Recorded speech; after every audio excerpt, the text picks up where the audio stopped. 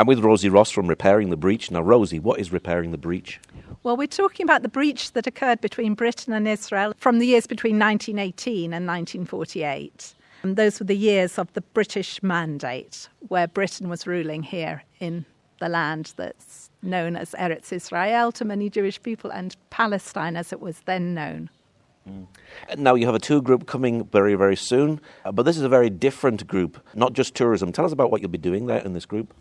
Well, we're going to be visiting sites connected to the story of the British Mandate. We're going to be meeting people who suffered directly under the British during the British Mandate. And we're also going to be holding a special ceremony at Athlete former British detention camp on May the 14th, which is the day that we all think of the state of Israel being declared. Yeah, it is Israel's 75th birthday, and Britain had a big part to play in Israel being established. Has it been a good history over the years? It's been a mixed history. Actually, Britain played a very, very significant part. British restorationists, as we like to call them, British Christians who understood from the Bible that God was restoring the Jewish people to the land, really had a vision for the state of Israel coming into being way before even some of the secular Zionists. So there's this whole history in Britain from amongst many in the Christian community that really ended up with the Balfour Declaration being declared. There were many evangelical Christians in the cabinet at the time of the Balfour Declaration, and Arthur Balfour himself was a Christian, and as was Lloyd George. Whatever we may think of his morals, he was from a very strong Christian background. So he'd had a very, very big influence on the Balfour Declaration.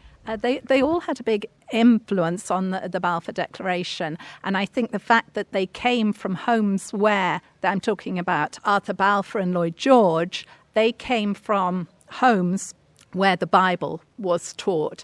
And I mean, you know, there was the Welsh revival that had preceded Lloyd George, and many, many knew the names of places in Israel better than they knew the names of places in Wales. That's what they say. Did we actually initiate the Balfour Declaration? We did initiate it. I mean, it was initiated by Lord Arthur Balfour, who wrote to the Lord Rothschild of the British Jewish community. So did we actually put it into practice?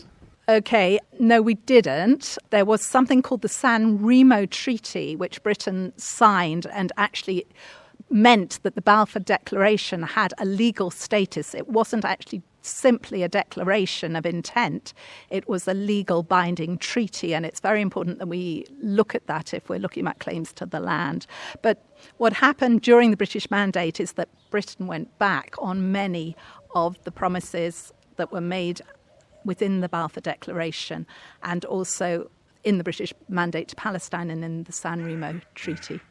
And of course, when the Balfour Declaration was written, Palestine was actually technically what we call today Israel and Jordan, so it was both, wasn't it? It was indeed, yes. Actually, in 1922, there was something called the Churchill White Paper, and the land was divided at that point.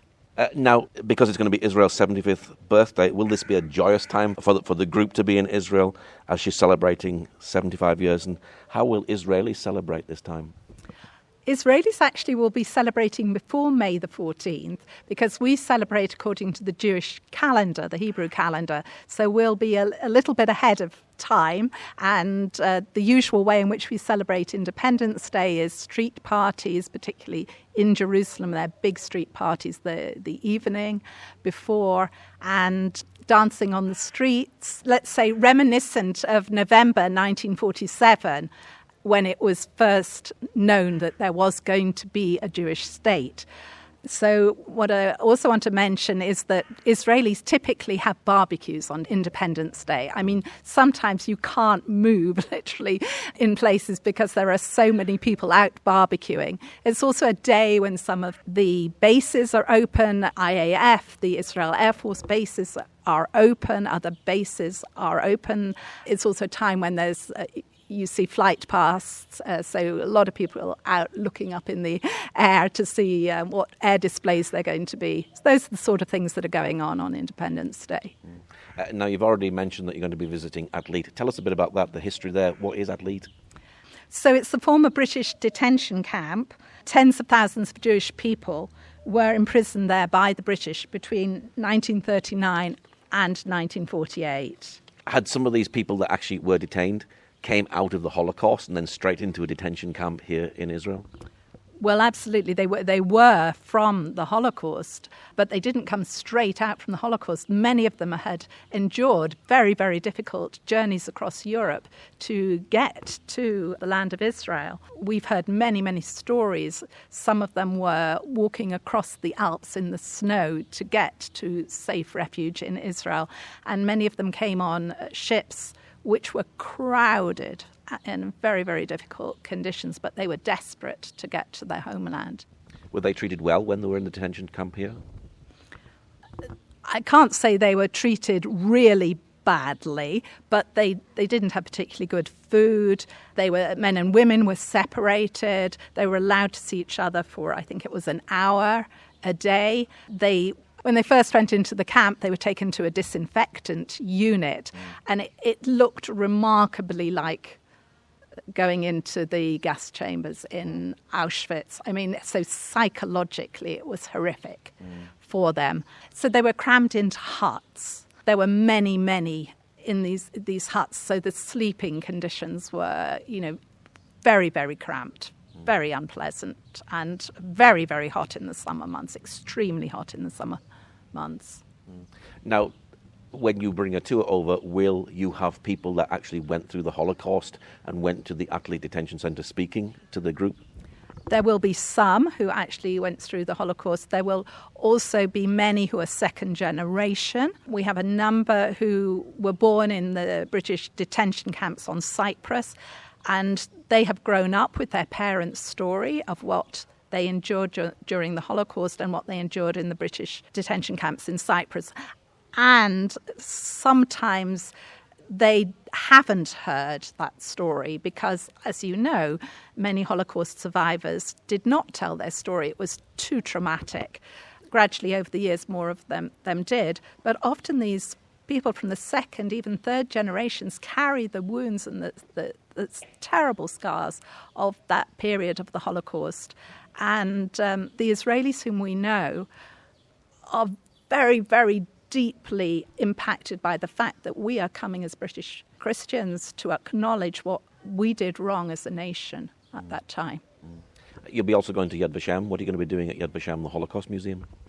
We will have a tour of Yad Vashem, but we really will be making the point that Britain bears a great deal of culpability for the Holocaust. Now, that might sound strange to you, but we issued something called the White Paper in 1939, and that White Paper really consigned hundreds of thousands of Jewish people to the gas chambers because they were not able to come to their homeland of Eretz Israel. The British government was severely restricting the immigration there. Now you could say, oh, well, they should have gone to America. Well, for the Jewish people, there is such a strong sense of calling to this land. It's their homeland. And for them, it was the only place. After being in the Holocaust, you want to go to a place where you feel it's home and it's your homeland. And there's that deep yearning in every Jewish heart. Now you'll be getting involved in March for the Nations. Tell us about that. March for the Nations is a special event that's being held here in Israel. There are two different marches. Well, there are more than two. There is one big march in Jerusalem, and then there will be marches in 7, 8, 9 different other cities in Israel. The movement of March of Life, as it's known outside Israel, really began in Tübingen in Germany, where Christians from Germany began to really look seriously into their family history.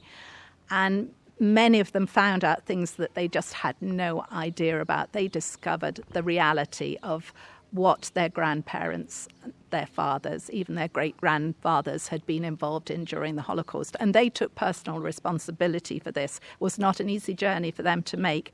And because of this, they started to make journeys called Marches of Life, really going in the opposite spirit to the death marches between the death camps. So I think the first march of life that was made was definitely to one of the death camps, but it was going in a completely different spirit, and it was going alongside Holocaust survivors and their families. And so this work has grown over the years. These marches of life are not just happening in Germany, they're happening in around 20 different countries around the world, and in many, many different cities where people are making a stand against anti-Semitism and for Israel.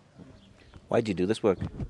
I learned a lot about the history of the British Mandate when I was studying the history of Zionism, and I was really, really shocked. I've got a degree in history, but I'd never really studied about this particular period.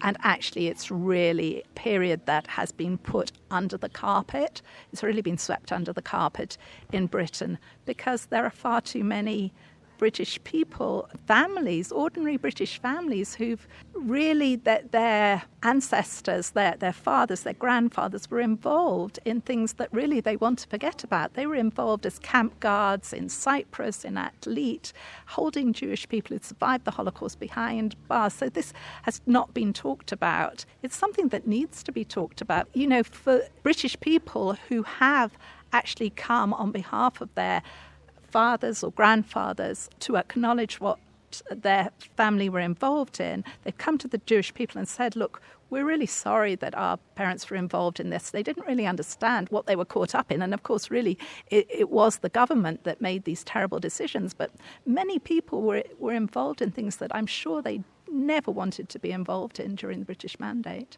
And what is your prayer for this tour? My prayer is that the hearts of Jewish people will be deeply touched by what we do, and also that we will take a message back to Britain that will spread the awareness of what Britain was involved in during this period. Not all of it was bad, I have to say. I will underline that there were some people who are British who really were involved in wonderful work during the Mandate. And, you know, some of the things that Britain did during the Mandate can be applauded, you know, setting up infrastructure in this country, even helping some of the court structures. I mean, that's a bit of a dangerous thing to say at the moment with the judicial reviews, but yes. If anyone would like to come on the tour that you're doing, do you still have space? How can they get involved? We do have a few spaces. You'll need to get back in touch with us before 13th of April, I think we've said is our deadline, absolute deadline, but as soon as possible. Okay, Rosie, thank you very much. Thank you.